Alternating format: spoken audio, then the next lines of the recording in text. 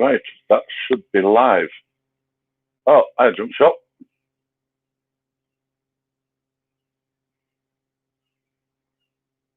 Right, what I'm going to cover today is the different types of air rifles that I have.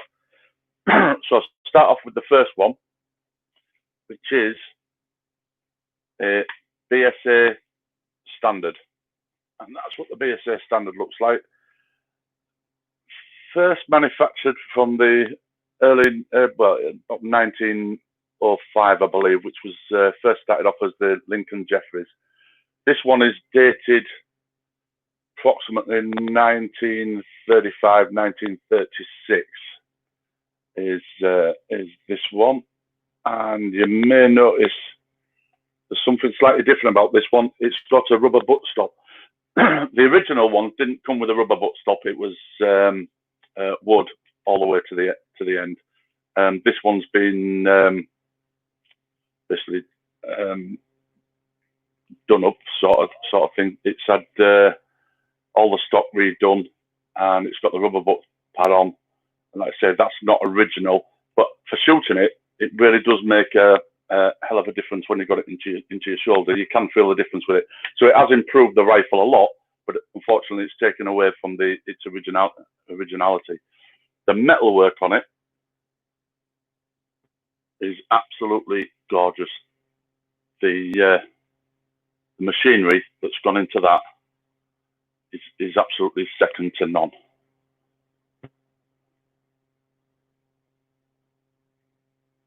It's in absolutely lovely condition.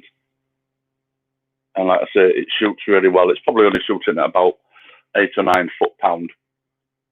Mainly, I use it for target shooting. And the target that I'm shooting at, that's the target I shoot at from about 10 yards. And these were also used for what we call bell target shooting, which started in 1890 when Queen Victoria was told of how bad the soldiers shooting was in the Boer War, I believe it was. So they started doing bell target shooting, and it was actually done in pubs. That is the metal plate that you're shooting at. If you get it through the centre, it rings the bell. That's why it's called bell target. So then you get 5 points for that. The next one will be 4, 3, 2. You don't get anything from there. So the lowest score you can get is 0, and then 2, 3, 4, 5 when you ring the bell. I managed to get hold of this, and I need to build myself a bell target. So basically, the bell will sit behind it. This is painted with basically a white non-drying paint. So when the pellet hits it, it leaves a mark for what you're shooting at.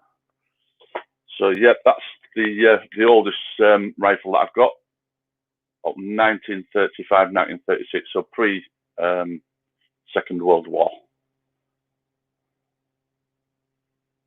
And like I say, the wood's all been rubbed down and re-oiled, and then somebody's put this rubber butt pad on, which, like I say, it takes it away from the originality of it. But for a functional rifle for target shooting, it makes it lovely to shoot. So I'll go to, because I've done some banners on this. So my next rifle I'll show you is the Webley Mark III.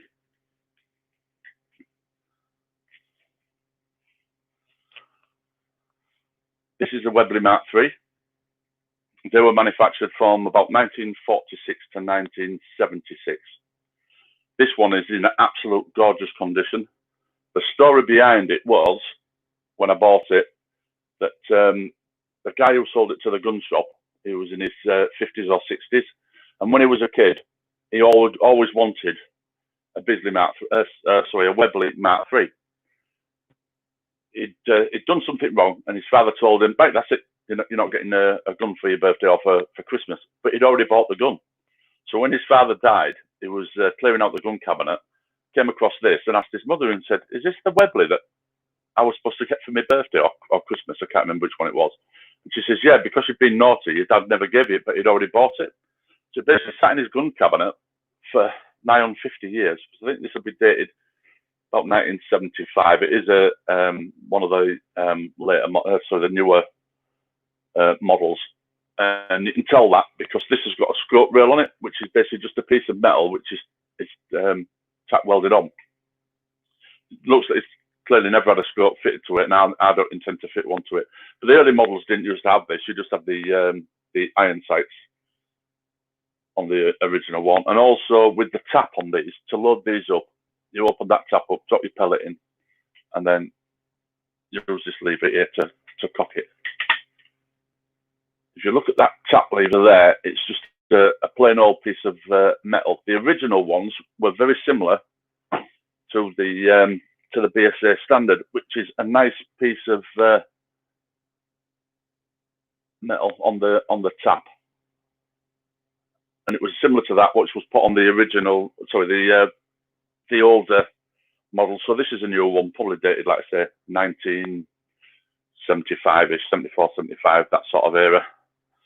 But the woodwork on it is absolutely gorgeous, and a nice feature that they put on the Webleys, they fitted, I don't know if you can make that out, a little badge on there with Webley written on it. But you can see the quality of the wood on that. It's absolutely gorgeous. And the metalwork on this one, absolutely gorgeous bluing on that.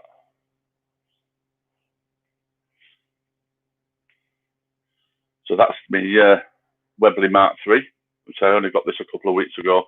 And I'm going to use this for target shooting. Again, I'll be shooting at this sort of target, only 10 metre shooting. The bell targets, when you're doing them, believe it or not, you shoot them at 6 to 7 yards. So it's really close. You'd think that it'd be a lot easier to shoot at close range, but no, it's actually more difficult to shoot at something at such close range. It's much easier to shoot at something at further distance.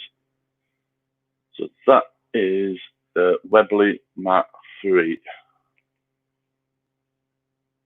Because it's a single shot. You load it up. Once you've cocked it, drop your pellet in there. There's no safety on these or the other one, and then you just pull the trigger and shoot. This, again, there's no butt pad on it. It's just plain old wood, and you do actually feel that you can tell the difference when you're shooting with the bare wood into your shoulder rather than the butt pad. So that makes the BSA, like I say, really nice to shoot, but unfortunately it goes away from the originality of it. But this is absolutely perfect condition. It's got a leather washer inside rather than a synthetic washer done by leather. So basically what I do is I put 2 or 3 drops of oil in there, close it up when it's sat in the glue cabinet just to keep that that moist. I don't know if you'll pick it up. You can always tell if they've got a good seal on them. If you cock it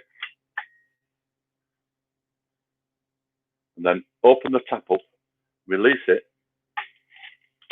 and then I don't know if you could hear that. You can hear the air pressure behind it.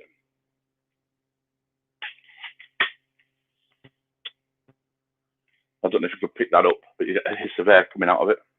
So you can tell the seals are good on it. Again, this shoots really well. I'm very impressed with it.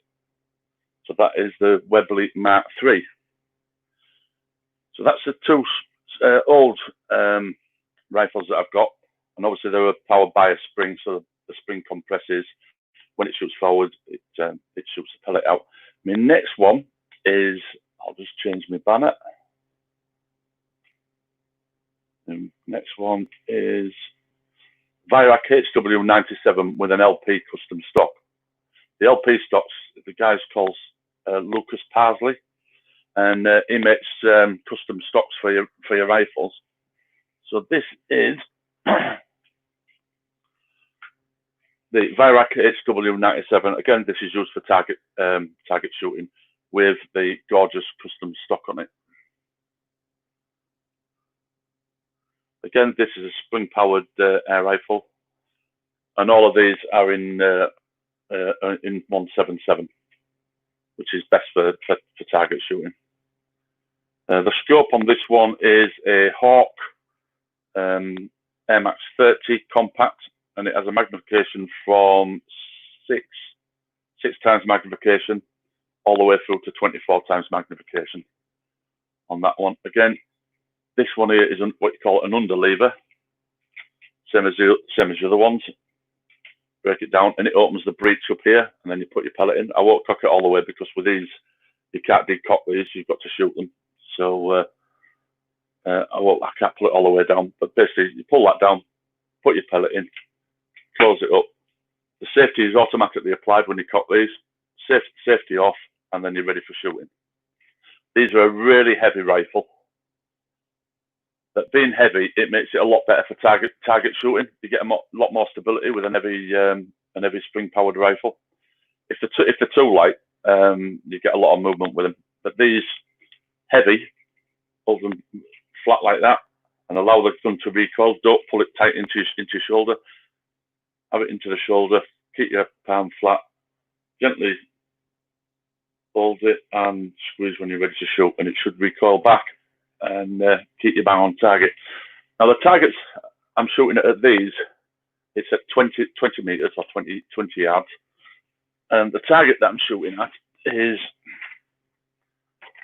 like that. So you've got 10 targets to shoot at, and you fire one into each target. The bull, you can see that, the bull is only 2 millimeters. I don't know if you can see it on the camera, but in the white, then there's a black ring piece, and that's 2 millimeters. You've got to hit that to score 10. If you get it straight through the center of it, so you've got equal white all the way around when you put your gauging probe in, you get +1. So the top score you could possibly get is 100. 100 plus 10. Very difficult to do. The highest score I've had is 100 plus 3. So I've hit all bulls, but 3 of them have been absolutely banging the dead center. So it's given me +1s. I didn't do it with this rifle. I've managed to score 100 with this shortly after I've got this stock. So whether it was a stock that made any difference, but it does make it a lot nicer to shoot. And you can alter the this here. I don't need to alter it. I have it all the way down. So that is the Weihrauch HW97. I fitted a sling to it. They don't normally, well, they don't come with slings on. That's something that I've fitted. Also, shortly after purchasing this rifle, I bought it new. I took all the insides out. I put what you call a short stroke in it, and what that means is when it's cocked, at the end you put an extension onto it, so it actually reduces the amount of travel that it has to go. But unfortunately, that's going to reduce the power because you've got less air in the cylinder. So then you get to preload the spring, put more washers or whatever behind the spring to give it more tension on it. So this is now shooting at about 11.4 foot-pounds. So it's right up to the UK legal limit. In the UK, you can't have a rifle unless it's on a firearms certificate above 12 foot-pound. But none of these require license because they're all under 12 foot-pounds. So that is the HW97. So one thing to note about these, for the spring air rifles, they reckon that Weihrauch trigger, this is called the record trigger, is one of the best triggers you can get on a spring air rifle.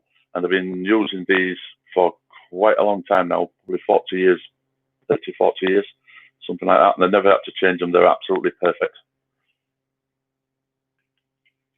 So that's the 97. And I'll go to my next one. So that's the 3 spring-powered air rifles that I've got. And you can also have what you call PCP, which is pre-charged. So instead of having to cock the air rifle, it's got a cylinder on it, and that's already pre-charged with air. And this is the HW97, so manufactured by the same company, Weihrauch. So it's a HW100, manufactured by the same company as the last one. I'll just grab it.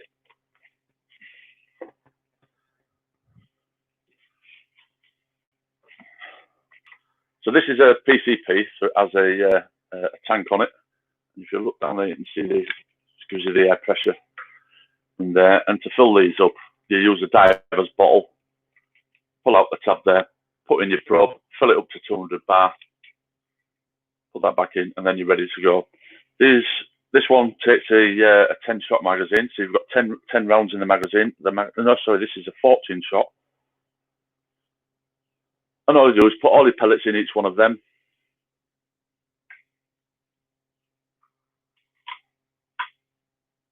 Place the magazine in, push that forward, and then that will be ready to shoot. Each time you shoot, recock, next one, recock, next one for 14 shots. That's the magazine out. I've done a bit of tweaking on this one myself because I also use this for target shooting. I put a different cylinder on it. This is a titanium cylinder, which makes it quite a little bit lighter. And also on the original one, it has basically a barrel ring that goes around this bit here. Wait and see this black bit is, and then goes around the barrel. I've taken that off, so I've got it now, so it's got a free floating barrel. So there's no ring going around the barrel. To me, that makes it a little bit more accurate. I prefer having a free floating barrel rather than one with a barrel ring around it. So I've changed that on it. Again, I put sling on it. The scope on this one is the same scope that is on the 97, which is the Hawk Air Max 30 compact. Again, magnification all the way up to 20, from 6 all the way up to 24. Lovely walnut stock.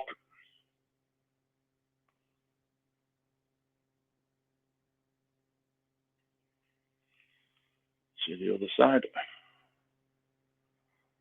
Nice bit of grain of wood on that.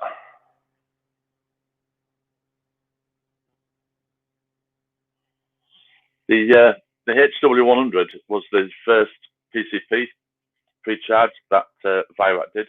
They make that good rifles.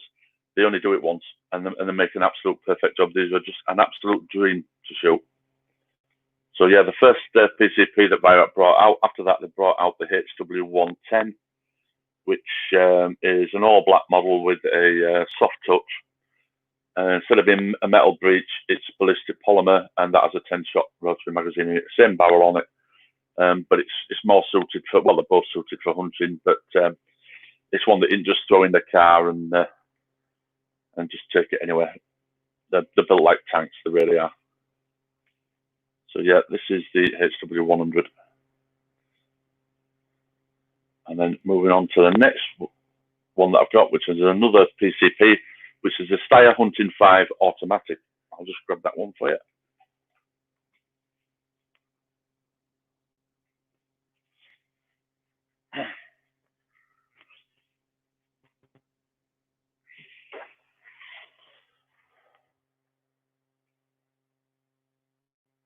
All right, I've just noticed there that you've just mentioned. Yeah, lovely woodwork, absolutely gorgeous woodwork on it. Yeah, I just picked up there because I had the banner thing on. I didn't pick junk shop. I didn't see the comments you put on the first one. Right, so this is the Steyr Hunting 5 automatic. Again, absolutely gorgeous piece of wood on this. Now, Steyr are manufactured in Austria, and they're predominantly used for target shooting. If you've seen any competition with target shooting, you're gonna see a Steyr there. They're absolutely pinpoint accurate. So basically, what they've done with this, they've taken a target rifle, put a wooden stock on it so it can be used for hunting. But again, I use this for target shooting. Exactly the same targets. The 10 targets with the 2mm bull. But the different thing with this one is it's automatic, and I'll show you how it works. As a 5-shot magazine, I keep them in a. That's a single shot one, so that's only got one hole in it, and the other magazines has 5 slots in it. And basically, you put your pellets in each one of these.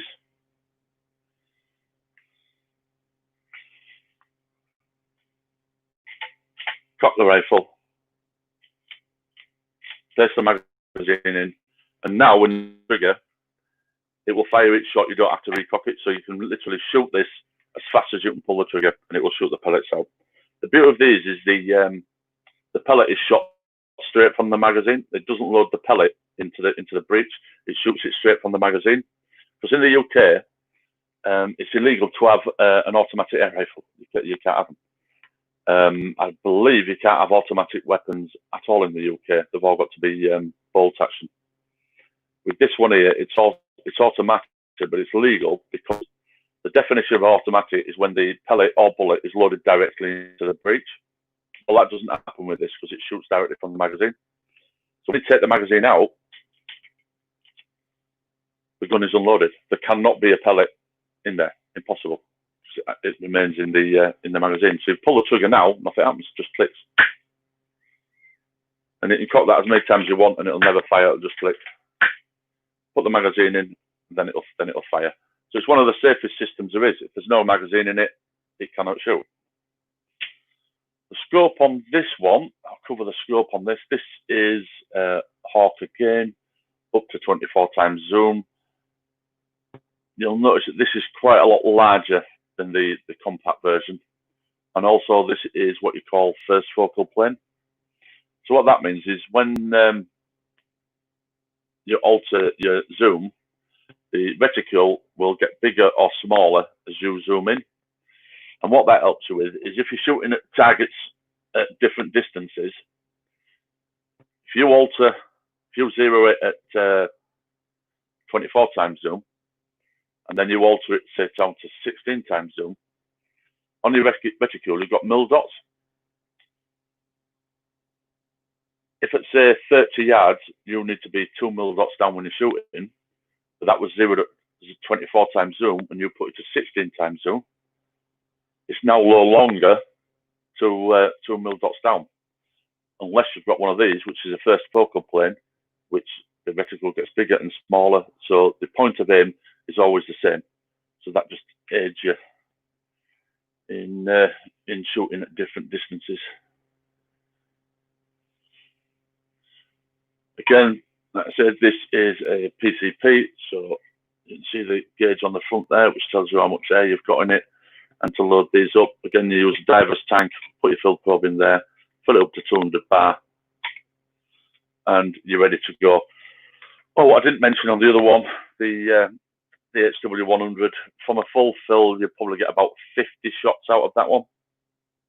This one, 80 to 90 good shots out of this one on a full fill. That's a better picture, I think, there. And I'll go on to my next one. I'll just change my banner.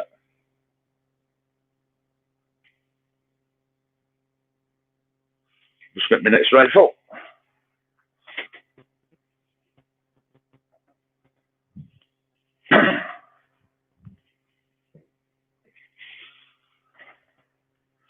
This one, again, is a PCP, pre-charge.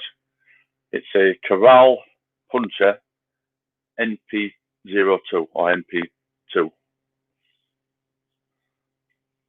Quite a space age looking thing. Again, the stock on this one is Turkish walnut. Kral arms are a Turkish manufacturer. This is a lovely short rifle. This one would be predominantly used for hunting. It's not as accurate as the other two. It's still accurate, but for target shooting, no, the other two are going to way outshoot this. But the advantage of this one here, you might have noticed, it's actually got 2 cylinders on it. There's a cylinder here, and also this underneath the cheek piece is also another cylinder. And this has a 14-shot rotary, is it 14? No, 12-shot rotary magazine on this one. But this one is 2.2, not 1.77. And the scope on this one is a Cronus Pro F30, which goes up to 16 times magnification.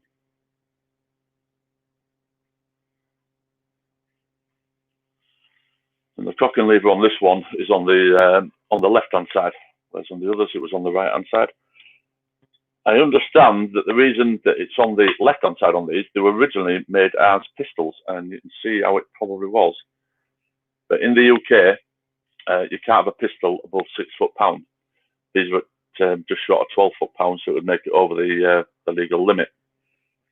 So not specifically done for the UK, but they obviously also decided to make these into a rifle, adding that on the end and probably giving it a longer barrel. I've not actually seen what the pistol version of it looked like, but that's, I believe, why it looks the way it does. They basically use the same action up here as they did in the pistol, but it doesn't make any difference having the cocking lever on the left or the right hand side. You soon get used to it. So yeah, that is the Kral Puncher NP2. Because of the air capacity on this, you're probably going to get a good 200 shots before you need to fill up. So if you're using this for hunting small game like rabbits, pigeons, hares, that type of thing, you've got a good 200 shots, which you're never gonna use that many in a session of hunting. So yeah, that is the Kral Puncher NP2.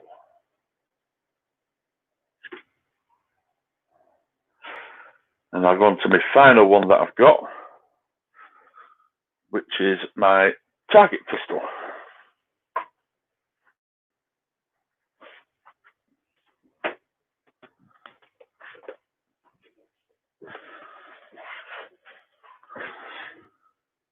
Comes in a case. This again is made by Steyr.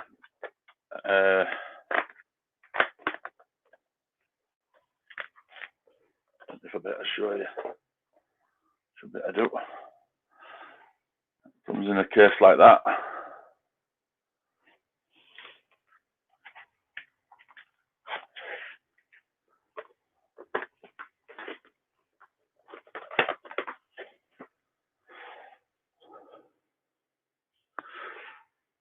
That is the Steyr. Let's put that on. LP1 target pistol. Again, this is PCP. See the gauge on the side. I got new cylinders for this. On the original one, it didn't have a pressure gauge on the end. There was like a nipple on the end. So when it was filled up with air, the nipple would go back in once you're down on air. So I decided to upgrade it and get the new cylinders on it. I also bought a new pistol grip for it. So I thought that looked quite tidy. Again, with this, you'd use this for 10 meter pistol target shooting. Again, you're shooting at that target there at 10 meters.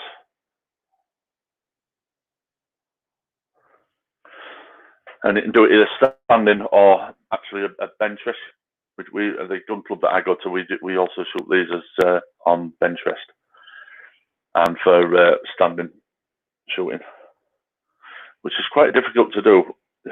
Slightest movement on the pistol makes a hell of a difference down at the target end. This would be dated about 1990s. This one here. They're still manufacturing them now, but I think they're up to an LP50. No more accurate than this is. It might have a better trigger system on it and things like that, but it'd be no more accurate than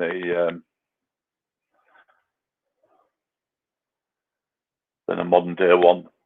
To buy a modern one of these, or for me to replace this with a modern one, which, like I say, will be no more accurate, you're talking in the region of £1,800. So I think I'm going to stick with this one. And for cocking these, they're only a single shot. Lift up the front there, pull that back till it clicks, put your pellet in, close it, and shoot. If you look on the breech there, F for fire and T. I call that T for training. You put that on now, it will not fire. It will just click, but you can do practice your trigger. Try that now, it'll just hear a click. So you can use it for practicing.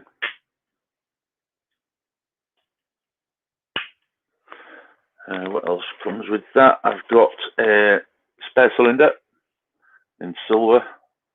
So you just unscrew the cylinder that's on there, put that in.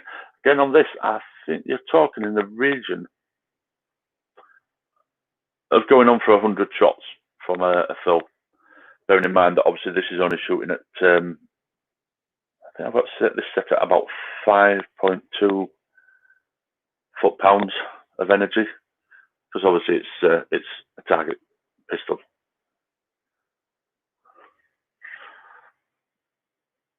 So that there has covered all the rifles and pistols that I own. So if you've got any questions that you would like to ask me about any of the rifles, or you want to have a look at another one of the rifles, just let me know in the comments. Love the marbling on the grip. Yes, that's what made me decide to get it. The original grip on it, which I've still got, unfortunately I never brought it down, it's upstairs, is a walnut grip. But yeah, that grip on that does make it look really nice. I managed to find that on eBay. I've been looking at these. There's a guy in Scotland that makes them, and I think they're about £220 just for the grip. Anyway, somebody had one on eBay, and it was £80, so I couldn't resist it. I had to buy it.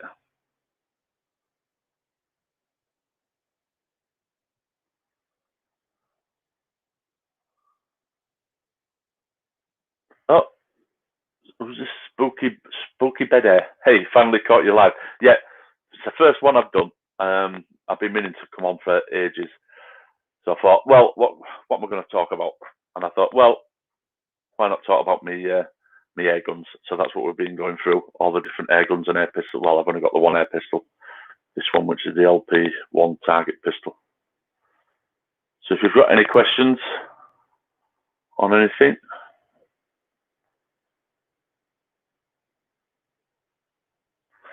I don't know how long we've been going for. Oh, we've been going 35 minutes to cover them all. I do have in here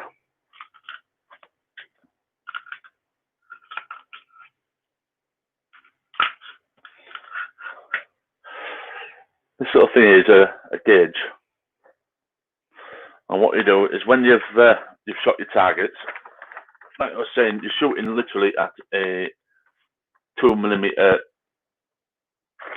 bullseye in there. That little black ring there is literally 2mm. So when you shot your targets, if you can't work out what the scoring is because it's really close, you take the pellet probe, put that into the hole, and then take your reading from that. So that's used for scoring your targets.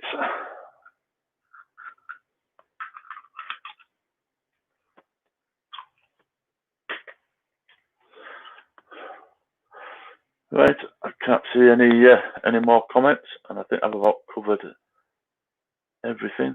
I'll just give it a minute just in case anybody does have any questions. Yes, if you're still there, Junk Shop, I'm having a Jack Daniels, my first one for tonight. Because I'm not at work in the morning, I'm on nights next week.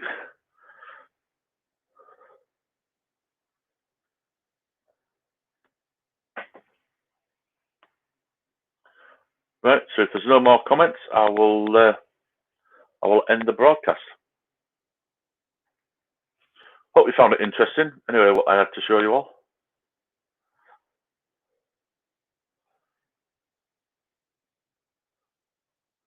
Right, I will end the broadcast now. End broadcast. Bye, everybody.